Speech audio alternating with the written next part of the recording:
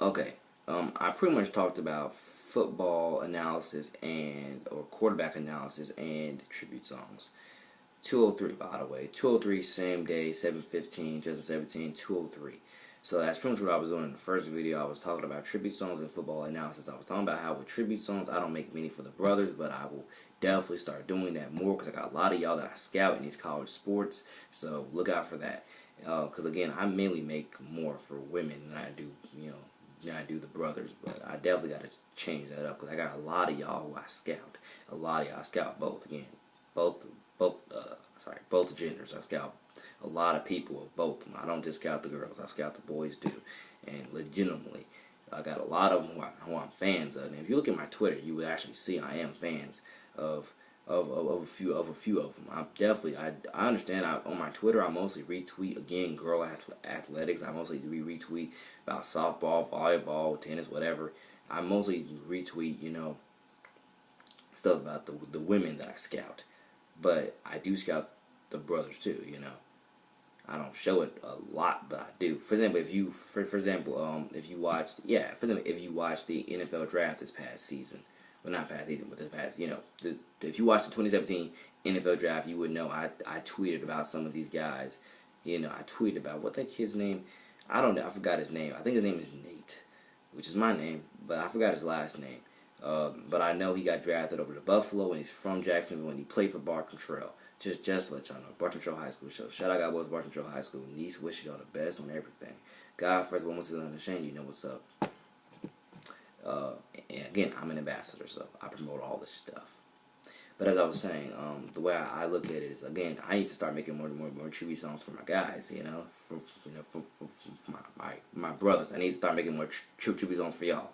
And I will do that because, again, some people might look at it as it's sexist that I only make, that I mainly only make tribute songs for girls, or something like that. Because, or at least, for example, if you've looked at, how do I put this? It's like saying if I had videotaped myself making my music and my creative ideas when it came to music, you would see I have a lot more song titles stored up for the girls than I do for the guys. A lot more. And I'm saying I need to, if not, I don't know, I'm not saying I need to even, fully even it out, but I definitely need to start creating more songs for the guys, because I'm a fan of a lot of you. Chad Kelly, I'm a fan of him. I'm a fan of Shea Patterson, which if you look at his highlights, he in his freshman year, he really did look like a Johnny Manziel 2.0 on the field. That is, by the way. But I do hope Johnny Manziel gets himself together so he can come back on the field. He obviously gets his personal life together off the field, and then come back on the field and light it up. Because what's that guy's name? I don't even know, but that guy for that guy they drafted back in 2015 for the Saints, quarterback position. I don't even remember that kid's name. I just know he was from Colorado State. I don't remember his name, and I feel like it's in the back of my mind, but I forgot his name. Point is, they drafted him. He in the last preseason. Trust me, in the last preseason, he stunk it up. That boy threw like 4 interceptions. He got waived. Because, I'm sorry, he was what's Matt Sims? No offense, Matt Sims. I remember when you played that preseason for Atlanta, which I think was this past preseason. You played for Atlanta, and you ended up getting swerved around on him. You ended up getting the way you got tackled, where the way you threw the ball behind you instead of forward. I don't even know if you're still on Atlanta, but yeah. But again, the point is, I saw the kid play for the Saints, and there's a reason why they waived the kid. There's a reason why they waived him. If you saw the way he played, there's a reason why they waived him. He threw I think 4 interceptions in one game. There's a reason why they waived him. If you watch how he played, at least with those interceptions, you can see that there's a reason why they waived him. And I think Matt Sims got cut too. I think he did. I don't know. You know what? Let me look this up. You got 4 minutes. Let me look this up. Okay. But yeah, I'm sitting here watching these highlights of these guys, and it's really yeah. and it's amazing. And I'm just thinking to myself how I need to make more tribute songs for my for my guys, for my brothers. I'm thinking to myself I need to make more tribute songs for y'all because I don't make enough. I make more tribute songs for the girls than I do y'all, and I'm sorry. Because a lot of y'all, here's the thing, a lot of people, because again, a lot of people have asked me that. Not a lot of people, but a few people have asked me, why do you make, why is you make all the all the songs for the girls and not the guys? A few people have asked me that. A few brothers have asked me that. And I've told them, I think a few times I've told them, I do support y'all too. Don't think I don't. I think I have told y'all, I do at times make more for the, make more for the women when it comes to tribute songs than I do the guys, and but I do give y'all shout outs too. It's just I just haven't made specific songs that are shout out to you, and I'm gonna start doing that. I'm gonna start making more tribute songs for my brothers. Y'all do deserve it. I scout y'all for a reason, don't I? Cause y'all deserve it. Y'all deserve it. Y'all are talented and so forth and so forth. But by the way, shout out was this girl named Dana something like, and something else. I was in her last name. I think her last name starts with an R, but she's in a school at Wisconsin, and her height is 6'8", and she plays volleyball. This girl is 6'8". Her name is Dana. I forgot her last name, but I think it starts with an R. But she's 6'8", and she plays volleyball. And that's kind of like that 6'8" guy that I told y'all about in a previous video today. Yesterday, previous video yesterday, which how many hours ago was that I shot that video like 10 hours ago, 7 hours ago, I don't know. But the point is, it's like that. It's like, no, I shot that thing like 15 hours ago, I think. The point is, it's like that. I don't know how many hours ago I shot the video, but I told y'all about how there was a freshman at Nice High School who's now a sophomore, who's 6'8", and I met him within the last 2-3 weeks of school. I met him, and I'm like, dang, dude, you're 6'8", you need to try out for some type of sport team. And I think he was talking to me about his health, something like that. How if he can't try out, that's what's prohibiting him to, or something like that. Like I'll talk to him again, hopefully this year. But trust me, if his health is good, he needs to try out for basketball or football, because we could really use him. Really, I mean, come on, 6'8". Go basketball, football. Go at least one of those two sports, if not both, or even lacrosse. Go for lacrosse, baseball. Go for something. I mean, it's like saying use that. It's like saying use that 6'8" body stature to your advantage to help us out in some type of sport. If you're healthy enough to. But here's a quick thing. If y'all want to look this up on your own time, North Carolina prayer before meeting. News about North Carolina prayer before meeting. It says commissioner's prayer practice violated Constitution.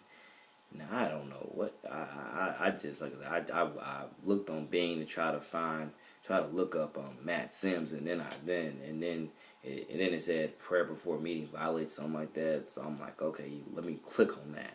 So I'm gonna probably read more about that and report on that later on. But let me get back to the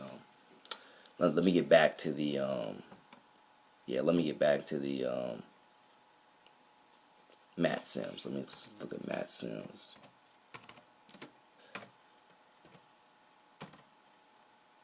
Matt Sims.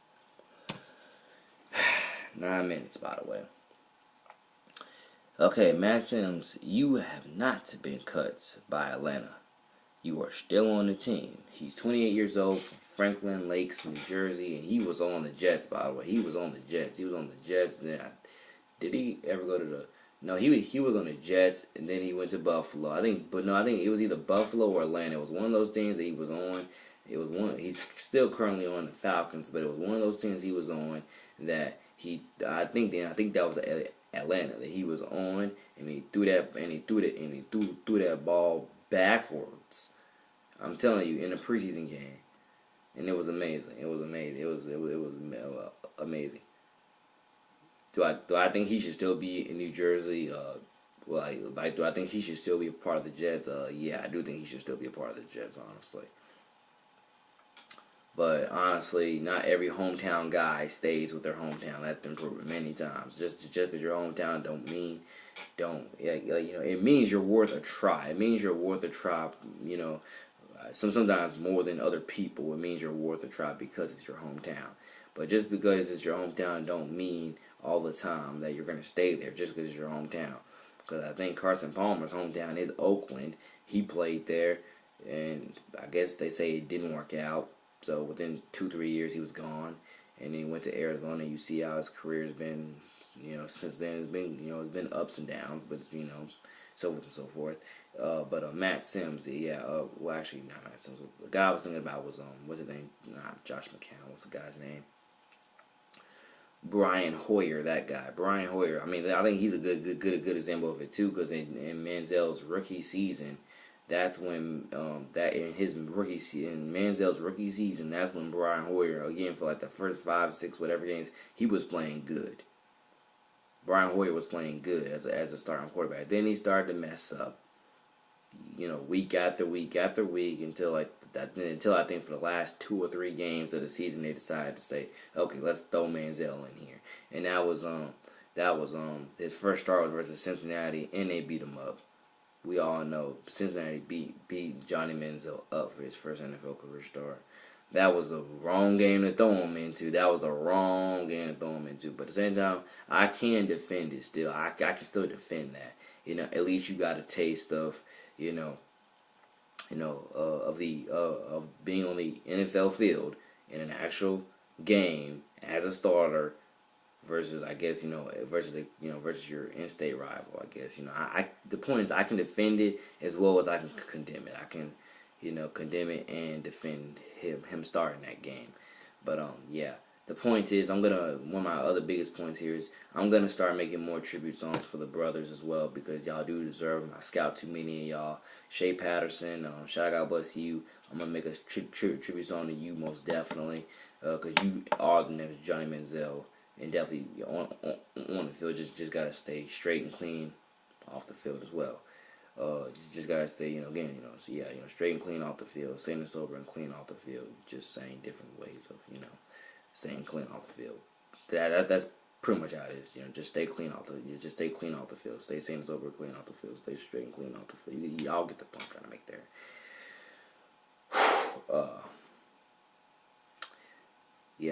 Shea Patterson. Okay. 12 minutes into this video,